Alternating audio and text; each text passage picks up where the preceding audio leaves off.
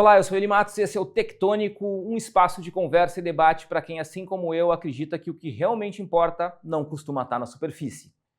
Contamos com o apoio da acadêmico, da Escola de Negócios da PUC, da Escola de Comunicação, Artes e Design, a FAMECOS aqui da PUC, também o Tecnopuc e a ProHub. Atualmente, quem tem curso superior ganha, em média, 120 e tantos por cento a mais de quem não tem. Só que esse número já foi bem maior. Lá em 2012, esse número passava de 150%. Ou seja, quem tem graduação ganha mais, sim, mas já ganhou mais no passado. Está ganhando um pouco menos agora. Nessa mesma realidade atual, a gente tem hoje, comparado a 2012, mais do que o dobro de pessoas com graduação. Ou seja, o número de pessoas graduadas também cresceu muito. Só que, neste momento também, um pouquinho mais da metade de todo mundo que cursa a graduação hoje cursa via EAD.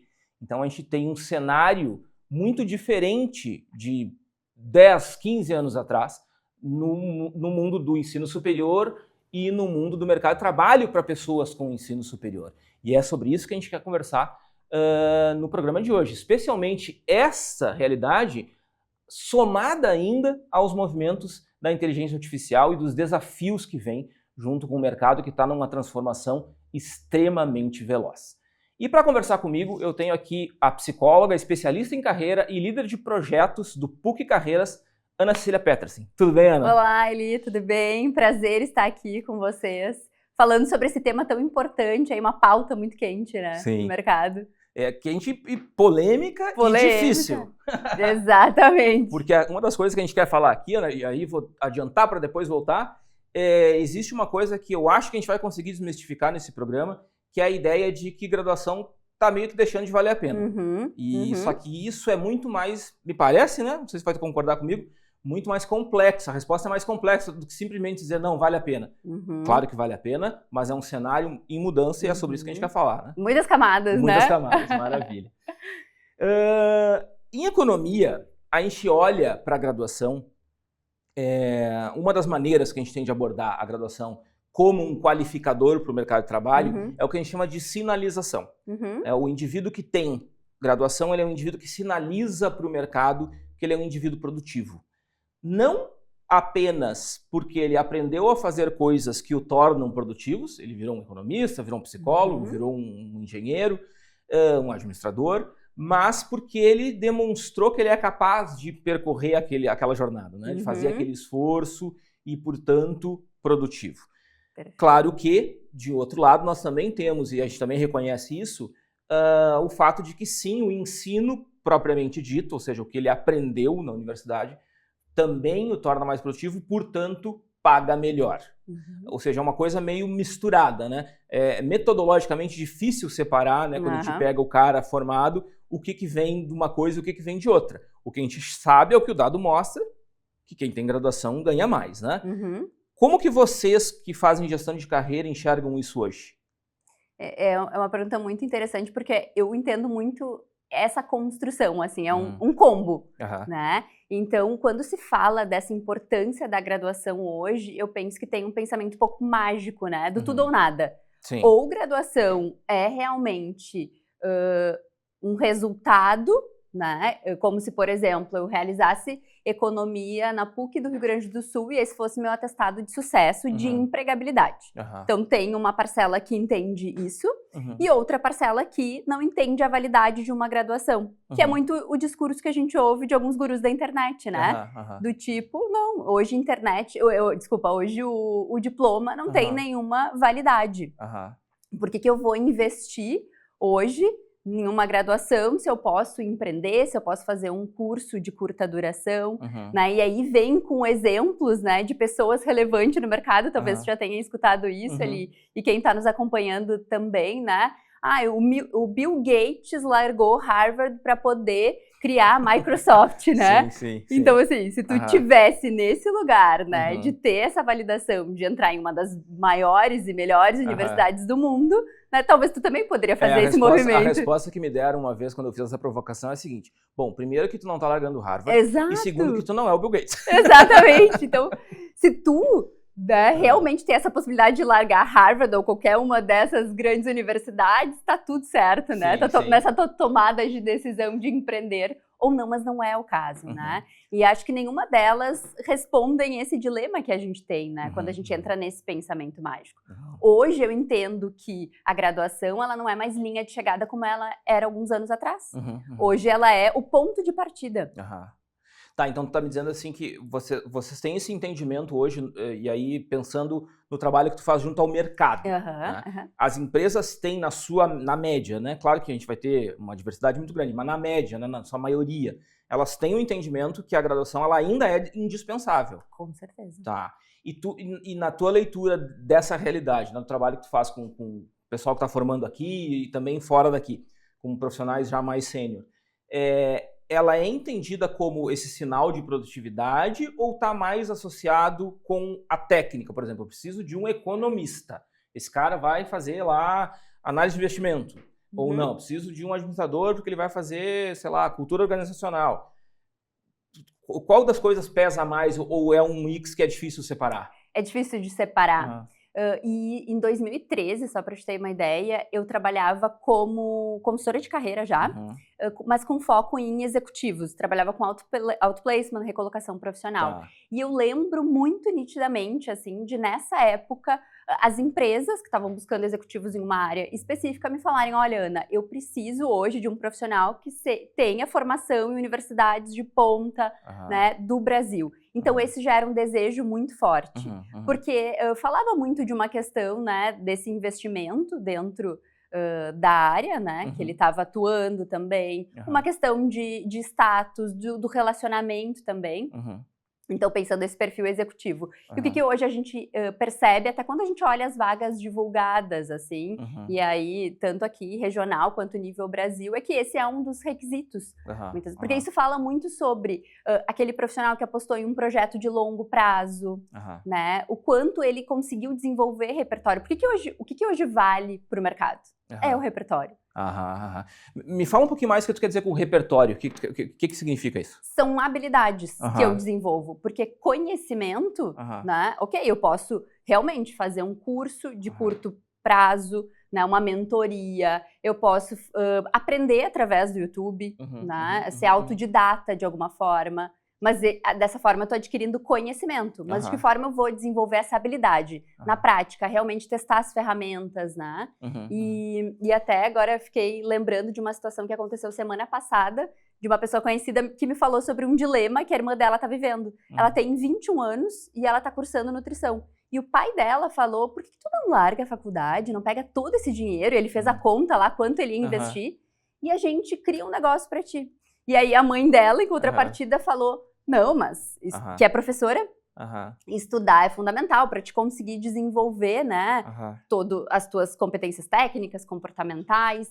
E a questão é isso, né, como que uma pessoa de 21 anos que ainda não tem nenhuma experiência profissional, ela vai conseguir, né, de fato empreender, né, colocar esse projeto em prática, se ela não tem esse repertório, ela não desenvolveu, né, as habilidades que são necessárias, as habilidades empreendedoras, né, então é nesse sentido que eu trago. E quando a gente fala de uma experiência na graduação, a gente fala também de viver esse ecossistema, por exemplo, que a gente tem aqui na universidade. Mas tu diria, por exemplo, que as universidades, elas estão também mudando né, nos últimos 20 anos, pelo menos, no sentido de dar uma formação mais integral e mais, de mais capacitação para atuação no mercado e menos, não sei se menos técnico, mas em complemento à formação técnica. Isso é um sinal de que a graduação segue relevante, mas ela também está passando por um processo de adaptação? Com certeza. E a gente vê até os próprios movimentos aqui da universidade, que recentemente a gente indicou alguns profissionais para fazer a validação do novo currículo. Então, quanto a universidade está preocupada de entender, bom, ok, o que a gente ensina, mas o que é aplicado lá no dia a dia, né? Quais são as dores desse profissional, né? Que ferramentas que ele utiliza nesse dia a dia. E a gente foi visitar também algumas universidades em São Paulo no ano passado e a gente percebeu muito esse movimento da Link School, que é uma universidade que forma empreendedores, o quanto eles vendem essa lógica do se desenvolver na prática. Então, ao longo da universidade, tu já tem convite para te empreender, para te criar aí, né, um MVP, coisas nesse sentido. E vejo que muito os profissionais também buscam isso, assim. Os estudantes, né? Sim, eles querem ter essa oportunidade de colocar efetivamente a mão na massa. Sim. E tem uma coisa aqui que agora eu acho que no Brasil é particularmente relevante atualmente, que é a mudança do mercado de ensino superior, né? A gente passou por uma mudança muito acentuada nos últimos 10 anos, em especial o mercado de ensino superior mudou muito, né? Ou seja, o volume de pessoas fazendo cursos e por aí vai, né? E mudou muito também, digamos assim, a distribuição da qualidade desse ensino, né? Hoje a gente tem, como eu disse no início, né, na abertura do programa, a gente tem um pouquinho mais do dobro de pessoas fazendo graduação que nós tínhamos em 2012. Só que a qualidade desses cursos também é um pouco diferente na média. Né? Nós temos hoje uma diversidade muito maior e nós temos um volume de cursos que não são bons. Ou seja, isso é especialmente verdade, não que todo EAD seja ruim, não é isso, né? A gente tem muita coisa de EAD que é muito boa, mas na média a gente tem cursos de EAD muito mal avaliados pelo ENAD, pelas avaliações do MEC, ou seja, resultados que deixam muito a desejar. Isso já aparece no mercado? Vocês já percebem? Existe, por exemplo, no mercado uma preferência por instituições? Esse sinal que eu emito com um diploma da PUC ou de uma universidade A, B, C, D, E qualquer, existe isso ou não? Existe, mas não é só isso, né? Então, por exemplo, a gente vê muito as empresas parceiras do PUC Carreiras com esse interesse em se vincularem conosco e estarem, por exemplo, na Feira de Carreiras que aconteceu recentemente, porque elas querem ter acesso ao aluno PUC, entendem o diferencial desse aluno, justamente por todo esse acesso ao ecossistema que ele tem. Claro. Mas também, esse diploma ele não é garantia, né? Olha, eu ter me formado aqui na PUC, né, isso impacta diretamente na minha empregabilidade. Não, porque vai depender de como do uso que tu faz. Exatamente. Então, os dois alunos se formam em administração, mas eu tenho um que faz monitoria, faz iniciação científica, participa de ligas acadêmicas, né? Vai no torneio empreendedor do IDEAR, enquanto o outro simplesmente cumpre a tabela ali, o que está programado para ele. Então, hoje as empresas, elas olham muito esse projeto de uma forma completa, assim, né? Quanto tu é realmente envolvido? Então, ok, talvez tu não tenha nenhuma experiência de estágio, nunca trabalhou, mas esse teu repertório me fala muito sobre quem tu é. Sim. Mas se a gente pensar, por exemplo, num movimento mais internacional que tem ocorrido em algumas grandes empresas, especialmente as empresas de tecnologia, de o que eles chamam de contratação baseada em habilidade, né? A graduação não é tão relevante, o mais importante é esse cara saber o que está fazendo, né? Isso funciona muito com programação, com atividades super técnicas, né? Que o cara ele está realmente mais focado na técnica. A que tu atribuiria isso? Assim? Tu acha que são funções muito particulares e ainda assim tu acha que é um movimento que é arriscado para a empresa? Como é que tu lê isso? Porque isso é uma coisa que está acontecendo, a gente vê isso acontecendo. Claro que, e é importante que isso fique registrado aqui, numa escala muito menor do que muita gente faz crer, né? Exatamente, isso que eu ia comentar. O que na prática a gente vê ainda é que até, né, para oportunidades mais da operação, quando a gente fala de tecnologia da informação, eles estão buscando alguém que esteja vinculado com um curso técnico, um curso de graduação também.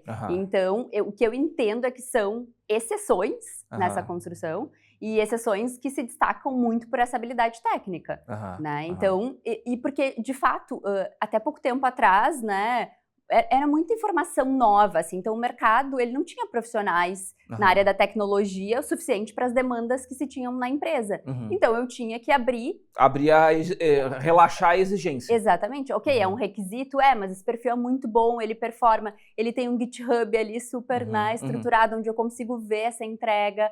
Então, ok, vou abrir mão disso, mas o que a gente percebe é que pessoas que vão crescendo ao longo da sua trajetória dentro da área da tecnologia, essa é uma exigência, que ele esteja, né, inserido nesse mercado. Porque é uma validação, eu entendo também esse lado, né, do diploma.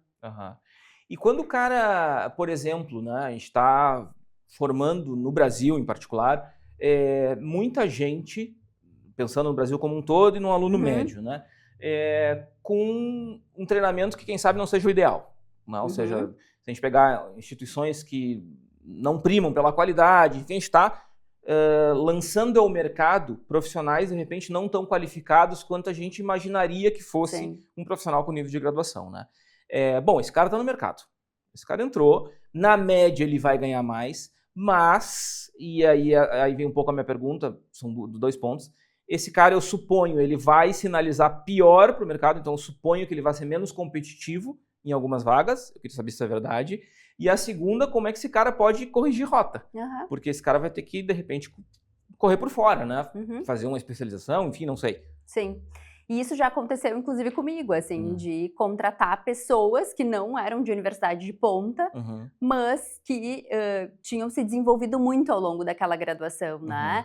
Mesmo online, pessoas que sempre estavam ali buscando oportunidades de estágio para realmente colocar em prática, buscando formações fora. Isso também é importante de conseguir furar a bolha quando a gente está fazendo graduação, mesmo que uma universidade de ponta, eu consegui me abrir para outros cursos, outras possibilidades, né? Então, eu acho que é isso, assim, é muito fácil conseguir contornar esse movimento. E é através, né, de como eu consigo, primeiro, olhar para os diferenciais hoje que esse mercado me exige. Então, bom, eu estou hoje buscando uma oportunidade na área de recursos humanos, né? Eu quero começar como um recrutador. Quais são os diferenciais hoje desse profissional? O inglês, conhecer de ATS. Eu entendo todo esse contexto e busco oportunidades para eu colocar isso em prática.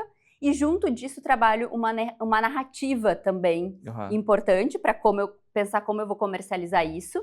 E um grande desafio também de boa parte dessas universidades, diante desse cenário que tu traz, é a questão de que elas são online, então elas não proporcionam muitas vezes o que a gente tem de mais valioso, que é a vivência, que é o networking, né? Quantas oportunidades a gente consegue por causa do nosso professor, do nosso colega, ou por a gente estar vivenciando isso aqui no dia a dia mesmo. Porque o EAD, na realidade, ele é uma alternativa, eu acho que ela é muito eficiente, né? Ou seja, as pessoas não conseguem fazer presencial por várias razões, por valor, democrático, por tempo, ele democratiza o acesso, exatamente. Agora, claro, a gente obviamente sempre tem que ficar atento como sociedade à qualidade daquilo mínima, né?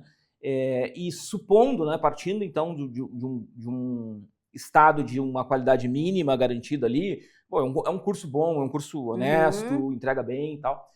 Porque a gente tem exemplos muito bem sucedidos de curso online, né? Mas pegando então na média uma coisa, né, um curso bom, essa pessoa ela consegue se desenvolver temperando essa formação por iniciativa própria, fazendo coisas paralelas, né?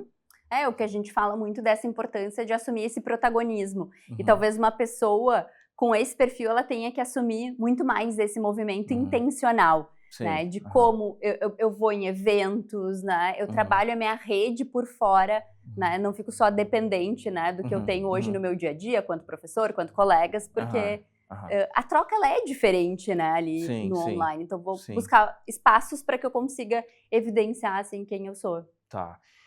Bom, agora a gente vai precisar entrar num ponto que é além da formação, que é um dos elementos principais que está causando essa revolução toda, que é, né, a ascensão da IA numa velocidade que, se eu perguntasse para qualquer pessoa 2 anos atrás, elas não apontariam nessa direção. Com raras exceções, né? Mas, em geral, a gente não imaginaria que estaria acontecendo isso, né? E eu falo muito por experiência própria, assim. O que eu faço hoje com o uso de inteligência artificial na minha profissão, né?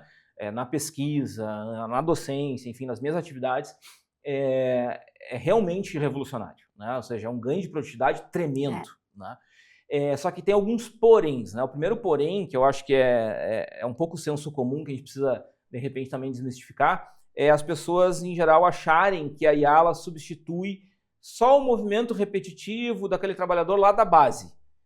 Quando, na realidade, o que a gente tem visto não é bem isso, né? É a IA entrando mais fortemente justamente em atividades de um pouco maior complexidade. Né? De viés técnico mesmo, né? De viés técnico, ou seja, de coisas que realmente um pouco acima, impactando especialmente quem tem graduação. E especialmente nas carreiras de entrada, nas posições de entrada da carreira, né? Só que aí me vem uma pergunta, né? Poxa, se o cara não começa nunca... Eu nunca me esqueci, minha tia me conta uma história. Minha tia hoje é aposentada. Quando ela estava procurando emprego, ela veio do interior para Porto Alegre, e aí ela não tinha experiência. E aí ela estava com dificuldade de conseguir emprego. Isso era, sei lá, anos 80. E aí um dia ela estava indignadíssima com essa situação e estava numa entrevista com um empregador, potencial empregador, e falaram para ela assim, não, mas aqui você não tem experiência. E aí eu me lembro que ela conta isso, né? Que ela começou a chorar, irritadíssima, e dizendo assim, mas se ninguém me dá uma oportunidade, eu nunca vou ter experiência. Como que eu chego nesse lugar? Como é que a gente vai fazer com esse pessoal que está entrando agora e está tendo vagas de entrada, está competindo com o IA de certa maneira, né? É um pouco lúdico falar isso, mas não deixa de ser verdade. E como tu falou, a coisa está indo para um caminho tão rápido. Isso, muito rápido. Que isso nos preocupa, inclusive é uma discussão que a gente tem muito dentro do PUC Carreiras, né? Qual que vai ser esse próximo passo, né? Porque é uma preocupação que a gente tem, que é o nosso público-alvo, que é esse jovem talento que está adentrando o mercado. Então, eu entendo que essa questão, assim, a gente não tem exatamente uma resposta para isso, né? Como a gente gostaria, porque é algo muito preocupante. Porque hoje, para um profissional sênior, né, lidar com essas disrupções aí da IA, acelera muito também a nossa entrega, a nossa performance. Sim. Mas um profissional júnior, ele não sabe nem como ele constrói muitas vezes um prompt, de como ele pede as coisas, porque ele não tem esse repertório, né? Então, pra gente também é muito mais facilitado esse processo. E eu acredito muito que a universidade, ela entra com um papel importante aí, né? De poder também educar esse parceiro, essa empresa, de evidenciar a importância desse aluno, porque a gente fala também não só de uma entrega, né, ali na operação, mas a gente fala também dessa construção geracional, de criar esse diálogo intergeracional, né, as empresas conseguem ser inovadoras a partir também desse lugar, quando elas contratam pessoas diferentes para essa mesma companhia. Mas tu tem notado isso nas empresas que vocês acompanham, assim, pelo PUC Carreiras, ou até pela tua atividade individual? Tem acontecido isso? As empresas estão, de fato, optando, fazendo essa opção? Olha, eu vou segurar um pouco a contratação de júnior, vou investir em uma pessoa mais sênior para substituir 4 júniores, porque eu estou conseguindo acelerar processos que eu precisava deles. Por exemplo, a gente já viu recentemente alguns casos escandalosos, não sei se é a palavra, mas casos desconfortáveis de empresas entregando trabalhos com erros graves, porque usaram IA de maneira não adequada, digamos assim, né? Tu tem visto isso, assim, de fato? Tem acontecido ou ainda é uma coisa meio nebulosa?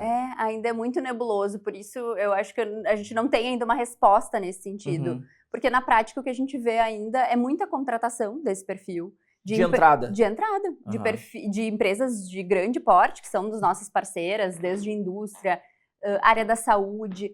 O que eu percebo de movimento diferente é que elas estão cada vez mais querendo desenvolver esses estagiários ou um programa de trainee focado também no desenvolvimento de competências comportamentais. Certo. Então, vai para além da base técnica, eles estão muito olhando também para como a gente desenvolve esse repertório comportamental nesses profissionais. Então, de fato, não é uma coisa que a gente presencia agora, mas até na semana passada eu estava vendo um vídeo de um profissional que ele é alumni de Harvard, e ele é brasileiro, e ele estava falando de um novo profissional que está surgindo agora no mercado, que são esses profissionais de alta performance. Então, por exemplo, ele é um profissional sênior, e, né, geralmente, quando um profissional é sênior, o caminho mais comum é a liderança, né, no sentido, ou a carreira menos também técnico e mais estratégico. Exato. Então, para te estar nesse cargo, tu tem uma equipe embaixo e tudo mais. E aí, ele falava que nesse grupo de alumnis de Harvard, essa pessoa, daí surgiu um print que alguém mandou, que era da contraproposta desse profissional, que hoje está nessa categoria aí de profissionais realmente que performam, que ele dizia que não era justo, né, aquela proposta que a empresa estava ofertando para ele fazer parte do time, porque hoje ele fazia o trabalho de 8 pessoas. Então, a empresa contratava ele e ele entregava o trabalho de 8 pessoas. Então, a inteligência artificial também está impactando essa outra construção. O mercado vai ter que ajustar, né? Porque por mais que ele entregue por 8, ele continua sendo 1. Não, e aí os comentários eram esses. Tá, e se ele fica doente, o que acontece, né? Então, tem 8 afastamentos? Exatamente. Mas isso já está criando aí um movimento também no mercado, principalmente lá fora, assim, né? Sim. E Mas, assim, são umas disrupções que... Tem um conceito que eu gosto muito, assim, que é o conceito daquele perfil em T, né? Do profissional que tem uma habilidade de se relacionar com diversas áreas, ou seja, transita bem, ainda que, obviamente, não é especialista nelas, mas ele é especialista em uma, né? Ou seja, tem um eixo core ali. Isso, tem um core, ele se aprofunda nisso, e ele tem essa variedade de atuações distribuídas, né? Quando eu olhava isso há um tempo atrás, eu pensava nisso muito mais como um cara de gestão, um líder, né? Um cara que vai se relacionar com todo o ecossistema dele, mas ele é um gestor de finanças. Então ele manja muito de finanças, ou de engenharia, ou seja lá o que for. Hoje, e eu vejo pela minha atuação, né, no meu serviço, né, no meu trabalho, né, no meu dia a dia, que eu consigo dialogar muito melhor com várias áreas hoje. Eu sempre fui fã de multidisciplinaridade, para mim isso não é difícil. Mas eu noto que com as ferramentas que a gente tem hoje, me facilitou muito a vida. Eu consigo dialogar com muito mais áreas e transitar com mais facilidade enquanto eu continuo sendo um economista. Né? Tu acha que isso pode estar acontecendo e esses perfis em T vão ficar mais comuns? Porque a impressão que eu tinha até um tempo atrás é que eles estavam ficando mais escassos por uma hiperespecialização. Tô certo ou tava lendo errado? O mercado ainda tem essa exigência muito forte. Tá, de especialização. Exatamente, ele quer saber qual que é a tua expertise. Quando tu vai lá no teu LinkedIn e tu coloca os teus títulos, como tu quer ser reconhecido, tu precisa ter 4 eixos ali que te descrevem. Sim. Então, e assim, quando tu vai te candidatar a uma oportunidade também, a empresa quer que tu tenha expertise naquela temática específica. Óbvio que dentro da tua área ter o eixo core, mas as outras áreas de suporte, para que tu consiga resolver problemas, vão te apoiar muito nessa construção. As empresas validam muito isso como resolução de problemas, pensamento crítico, que vem a partir de todo esse outro conhecimento, de visão sistêmica, né? Mas eu noto que essa ainda é uma exigência de mercado. O que eu percebo que o mercado está se abrindo mais é para aquele perfil multipotencial. É aquele perfil que, no passado, ele era condenado porque ele não tinha foco em nada, ele ficava pouco tempo... Isso é relativamente recente, né? É muito recente. Ele era muito... criava um estereótipo em cima desse profissional. Porque ele tinha mais de uma graduação e às vezes as coisas não exatamente se conectavam, assim. Ele tinha um fio condutor ali da construção dele, mas isso não ficava tão claro para quem estava ali no palco assistindo, né? E hoje a gente percebe que as empresas já enxergam, a partir dessa visão sistêmica, né, da construção que esse profissional, de como ele gera valor, né, como ele consegue conectar várias pontas também, e então tá valorizando cada vez mais. Até acho que... em função dessas disrupções do mercado, se a gente tem um profissional que é muito engessado, focado, assim, só na área dele, não se abre para ter uma visão de mundo, do negócio, ele acaba sendo prejudicado, né? Certo.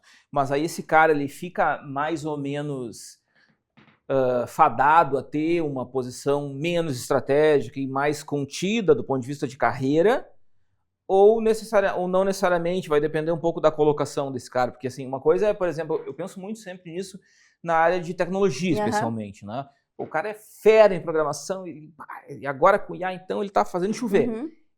Mas ele não tem visão de clima organizacional, ele não se relaciona bem, ele tem uma formação humanística fraca, ele não lê, coisas do gênero. Isso tá também crescendo junto com essa conversa toda, porque uma coisa é eu fazer lá que a gente estava falando antes, né? Contratação baseada em expertise, né? O que o cara faz? Ele é programador, então precisa de um programador. Esse cara vai ficar sentado na mesinha dele, eu não quero nem conversa com ele. Não me parece que esses profissionais estão diminuindo, né? Ou não? Sim, porque cada vez mais mesmo o perfil técnico é exigido esse repertório, assim. E a gente tem muitos profissionais da área da tecnologia que buscam o nosso trabalho para se desenvolver nesse viés, muitas vezes de liderança, comunicação, né? Porque eles têm a parte técnica muito bem desenvolvida, mas muitas vezes eles não conseguem nem comercializar isso para as outras pessoas. Então, por exemplo... Às vezes não é nem dentro da empresa, às vezes é a própria venda dele mesmo. E dentro da empresa, eu estou numa reunião importante, eu até sei qual seria a resolução desse problema na minha cabeça, mas eu tenho dificuldade de comunicar isso para o outro, não consigo me posicionar.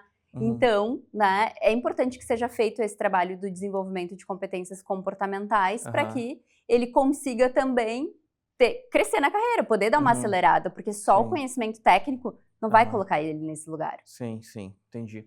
É um mundo que está muito diferente, porque a IA, para mim, hoje, volto a reforçar, né, a minha percepção pessoal. Né? Eu hoje sou muito mais produtivo que eu era há menos de um ano atrás. Então as coisas elas estão acelerando muito rapidamente.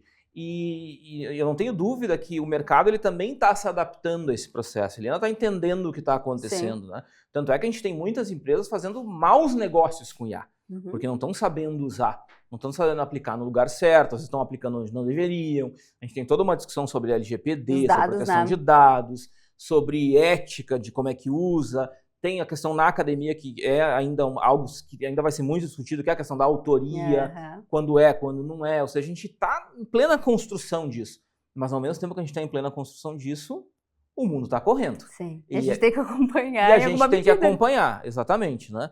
E quando eu penso numa graduação, eu vejo pelos meus alunos. Né? Os meus alunos hoje, alunos de segundo semestre, de terceiro semestre, usa IA. Usa muito IA. E eu, na minha prática docente, não desestimulo. Pelo contrário, eu estimulo. Porque assim, seria um negócio meio antissistema, assim, eu dizer, não use. Não. É na mão. Só que tem coisas que ainda precisam ser na mão, porque esse cara precisa entender. Né? Professor, mas eu mando aqui rodar essa análise aqui, sai pronta. Mas antes disso, tu tem que ter muito claro o que é que está saindo ali para te poder entender adequadamente. Então, a graduação, o quadro, né? Eu dou aula em quadro ainda. Olha só. Na caneta, né? Mas isso não é muito legal. Tá bom, mas funciona, os alunos gostam da minha aula. Sim. Porque é uma coisa que eles precisam aprender, eles precisam maturar. E a graduação me parece que ainda tem esse papel muito formador de um profissional, no sentido mais amplo da palavra, e não de um economista, de um administrador, mas de um profissional, que vai saber se relacionar, que vai saber interagir com o meio corporativo, que o meio público, não importa, né? Com qualquer lugar onde ele vai trabalhar, ele vai ser alguém com maturidade. Porque hoje, eu dou aula há mais de 20 anos, né? Eu noto hoje que o aluno que eu recebo, ele é um aluno mais imaturo do que o aluno que eu recebia lá atrás. Né? Isso não é culpa de ninguém, é a sociedade que está caminhando e isso a gente tem observado, né? E eu acho que a universidade ela tem esse papel, não importa se é presencial, se é EAD, não interessa, mas esse curso superior ele tem esse papel de criar uma casca nesse cidadão, né? Ou seja, de tornar esse cara um profissional, um adulto do ponto de vista do mercado de trabalho.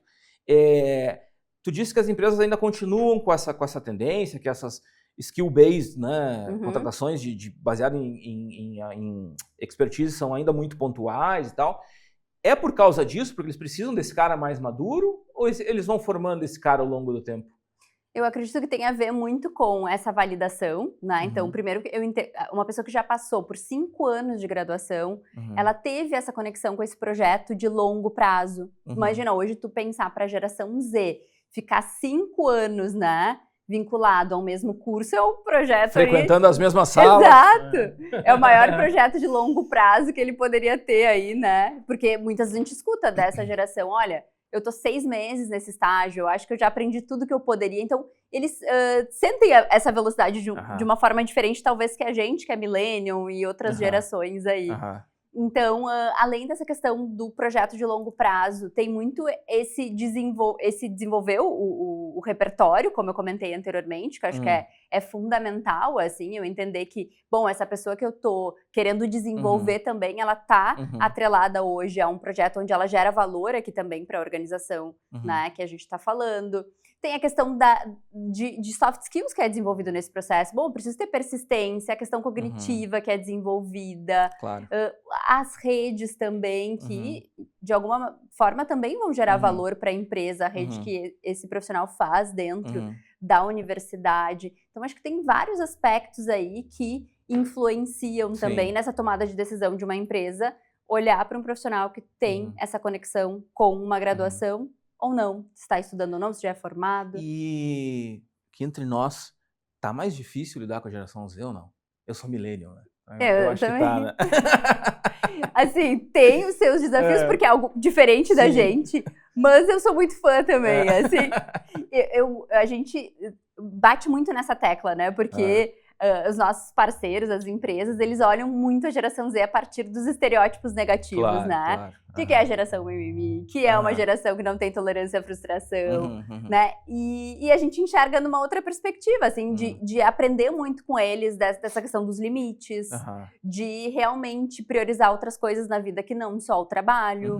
Então, acho que depende muito de como a gente enxerga, assim. É um suco complicado, né? Porque a gente tá misturando aí, realmente, eu acho que o trabalho de vocês tá ficando muito difícil mesmo, porque a gente tá misturando IA, a gente tá misturando uma visão diferente de negócio e a gente está misturando também uma questão geracional importante. Ou seja, são 3 eixos que confluem, mas que trazem novidades assim em efusão. Né? A gente tem muita coisa acontecendo. Né? Imagino que para as empresas a gente não tem monotonia fácil. Quando fala de carreira, porque ainda mais quando a gente fala desse cenário que a gente está inserido, né? Sim, sim. Que é o jovem talento aí.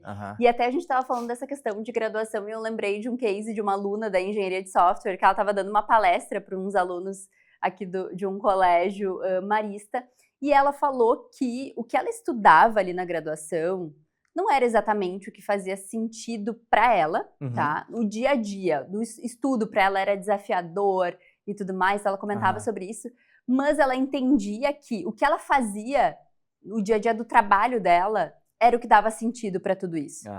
Então, acho que entender isso também quando a gente faz essa escolha de graduação como profissional é super importante, né? Tá, ok. Isso, por exemplo, quando eu fiz psicologia, eu nunca imaginei que teria estatística. Sim, sim. Né? Sim, então, sim. quando eu me deparei com aquilo... Ela fala eu vou fazer psicologia porque eu não quero, não quero matemática. E aí ela trouxe esse relato e eu achei isso tão importante, falando com alunos de ensino médio, né? Do quanto essa escolha, ela também precisa ser pautada em vários olhares, assim. Sim. E tu tá disposto também a pagar esse preço, né? Claro, claro. Ana, nosso tempo tá chegando a fim, eu queria te deixar com uma última palavra, que tu pudesse dar um conselho para 2 perfis. Assim, primeiro, bom, só para concluir, eu acho que a gente concluiu aqui com muita naturalidade, assim, a relevância que tem a formação de uma graduação para que eu tenha lá na ponta um profissional consolidado. Isso acho que para mim está muito claro. Por isso que eu dei o spoiler lá na frente, né? Porque me parece muito difícil contradizer isso, né? Exato. Eu acho que esse programa é muito mais, assim, vamos demarcar isso aqui. Vamos deixar isso aqui assentado, né? Mas sim, nós temos desafios nesse contexto de graduação, né? Então eu queria que tu desse, de repente, uma palavra final, assim, um conselho para quem é jovem e está ou escolhendo a sua graduação ou em processo de entrada, está ali começando a sua formação, como que ele pensa a carreira e o que ele deve observar, e também para um sênior, um cara que já está no mercado, já tem essa graduação, já fez essa graduação lá nos anos 90, início dos anos 2000, que é o meu caso, por exemplo.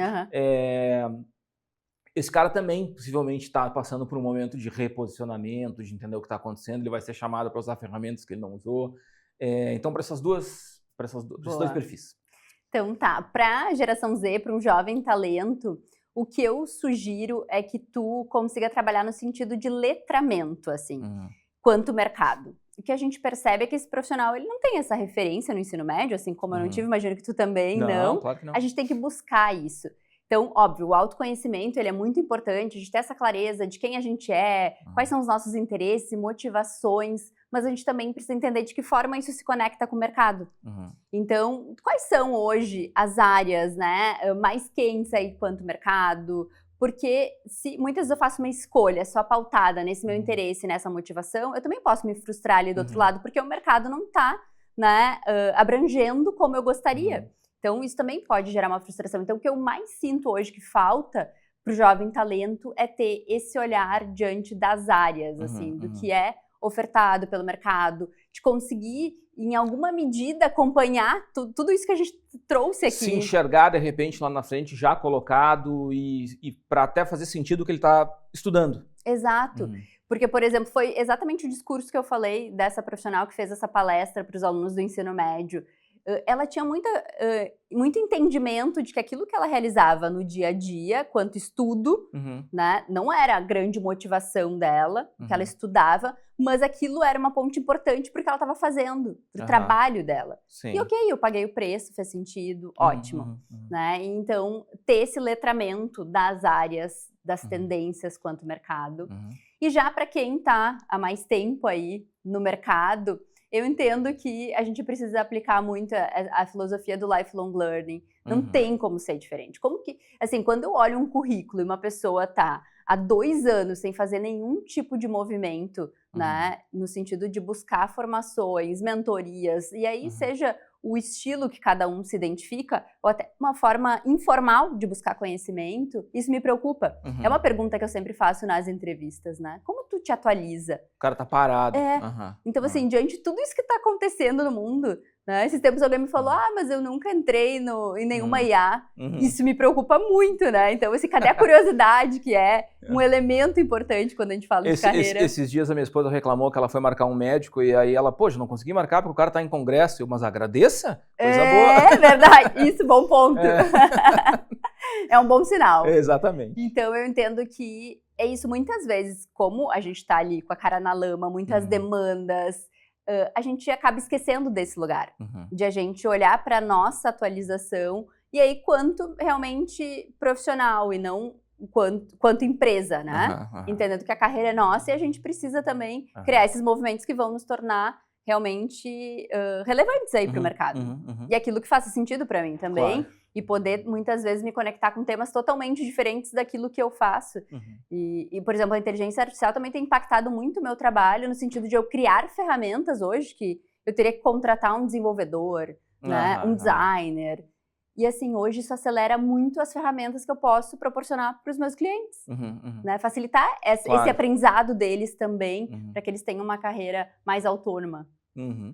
Maravilha, Ana. Legal, foi muito bom te receber, acho que foi um papo legal. Adorei. E nas próximas conversaremos mais. Obrigado, viu? Obrigada. Valeu, obrigado. Gente, é isso o programa de hoje. Queria agradecer novamente o apoio acadêmico da Escola de Negócios da PUC do Rio Grande do Sul, da Escola de Comunicação, Artes e Design, FAMECOS, aqui da PUC também, do Tecnopuc e da ProHub. Até a próxima.